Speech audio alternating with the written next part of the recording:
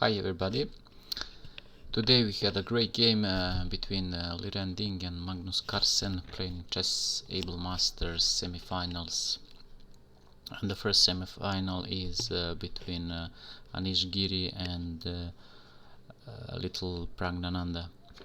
So Liren had a white piece. He started with d4, knight to f6, c4, e6, knight to c3, bishop to b4, e3, castle kingside, knight to f3, c5, bishop to d3, d5, c takes d5, e takes d5, d takes c5, bishop to g4 from Magnus, and Ding castle kingside, knight to d7, bishop to d2, rook to c8 from Magnus,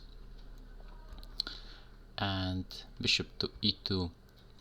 He captured with bishop that pawn, and queen to b3, and the threat is to capture pawn on b7. And about this next Magnus move, he spent a lot of time, about 6 minutes for one move in a 50 minutes game is really lot. When I watch the game, I first thing that is gonna play some simple move defending the pawn, but he played d5. He didn't defend the pawn, and from this move there are so many variations, and that's why I'm thinking the Magnus do this because he wanna complicate the position. Next move from this game was knight take d5 from Dink. He jumped immediately, captured that free pawn. He recaptured with knight takes d5, queen takes d5, and we had knight to e5. When I first saw this position, I thinking that maybe better is to play knight to c5,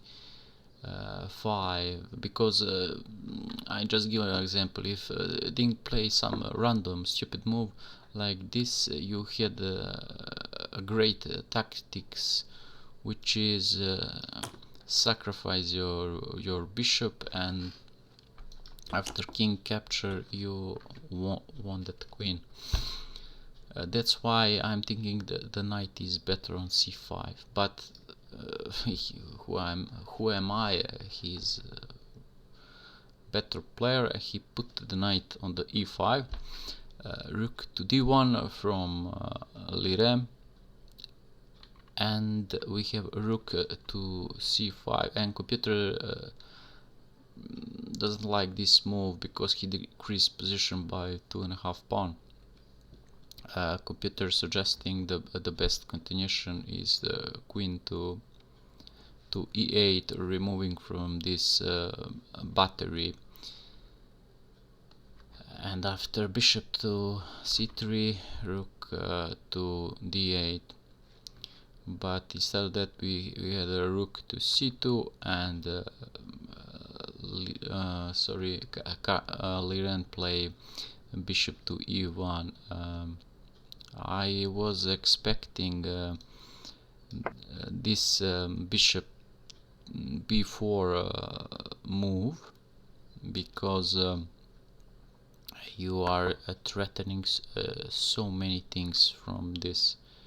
After knight takes f3, g takes f3, bishop h2 check, king to g2, queen takes d5, rook takes d5, you are clearly winning and had a better position, because you have two undefended pieces in this position. We doesn't have any of that. Liren play bishop to e1, and we had rook takes e2, knight takes e2. And when I first see this position, I think he cannot capture that knight, because he missed some great tactics, but he just do it. He captured this knight with bishop to e5, and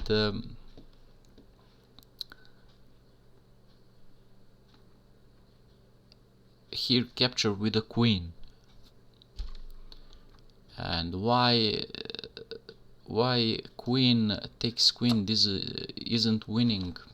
I think that was the best move, but I didn't see this great move, rook to e1, removing this rook, and after rook takes rook, you are won this queen, and suddenly black are winning. That's why we have queen takes e5 and rook takes e3 from Magnus. Queen takes e3, bishop takes rook on d1, queen takes a7, queen to d5 protecting this b7, bishop c3, rook e8. Threat is to deliver some back rank mate. He immediately played h3, also h6 from Carlsen. Queen to d4, we had exchange of queens, bishop takes queen, and bishop to a4, b3, kicking that bishop to c6, a4, rook to e4, bishop to c5, rook e5, bishop to e3, rook to e4, bishop to c5, rook e4, b4, rook to g5. Threat is obvious. He defend with g4, f5, attack that bishop. He go to f3, bishop to e3, attack the rook. He removed to g6 and king h2, f takes g2, and he put the king in the g3.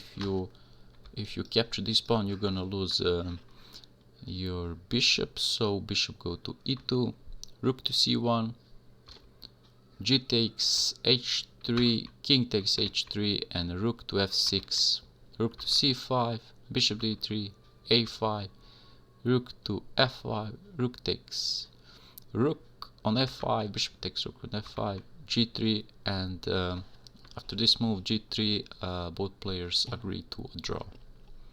Nice game, and now we had two draws in this game, and we are waiting who is go to the final.